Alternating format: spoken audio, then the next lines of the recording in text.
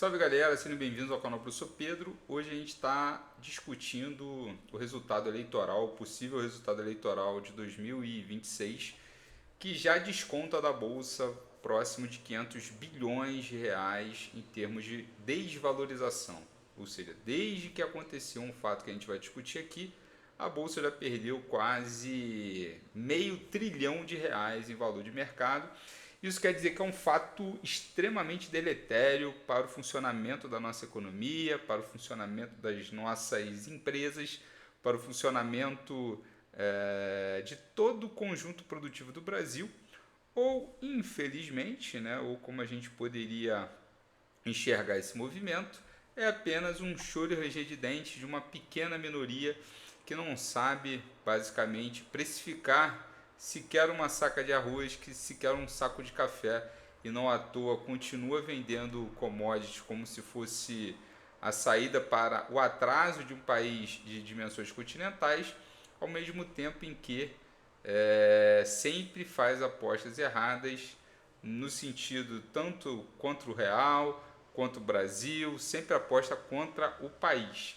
E aí quando a gente vê os números, a gente percebe que essa galera sempre está perdendo no médio e longo prazo, mas no curto prazo, mas quando a gente coloca o Estado brasileiro para intervir, seja através do judiciário, seja através do legislativo, ou seja, ocultando patrimônio, reduzindo cobrança de impostos, fazendo um processo de evasão de divisas um dos mais negligentes e atrasados do mundo, essa turma acaba ganhando, não à toa eles adoram a política.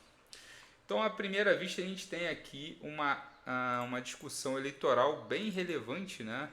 Quando a gente verifica o que está acontecendo com essa discussão eleitoral, a gente já percebe de cara um cenário em que Lula deixa de ficar praticamente empatado com Flávio Bolsonaro no primeiro turno e passa a abrir quase 9 pontos percentuais em relação ao filho de Bolsonaro.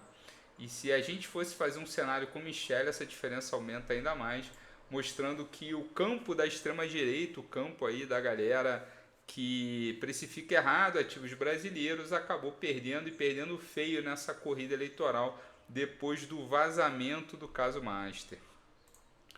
Passando para um outro lado, né, quando a gente pega agora a questão da rejeição, Flávio Bolsonaro ele tinha muito menos rejeição do que Lula e tinha 4 pontos percentuais a menos de rejeição e passou a ter uma rejeição equivalente ou um ponto percentual maior. Isso só deve aumentar ao longo do tempo na medida que essa informação for decantando.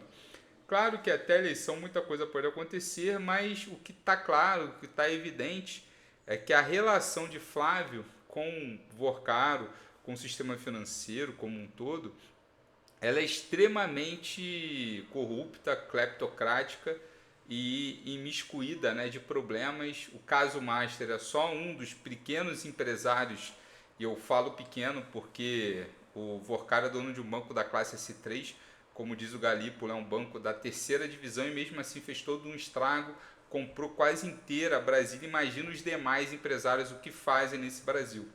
Então a gente precisa entender que o caso do Vorcar é um caso bem salutar, um caso relevante, que traz e descortina a gente de vivenciar, se achar que a gente vive numa democracia, sendo que na verdade a gente vive numa capitalistocracia, né? Ou seja, quem tem capital, quem tem dinheiro compra o poder, né? Compra o Kratos, compra toda a influência necessária para continuar mandando e multiplicando as suas riquezas. Não à toa a gente vive num país dos mais desiguais do mundo, talvez o mais desigual do G20 dos grandes países.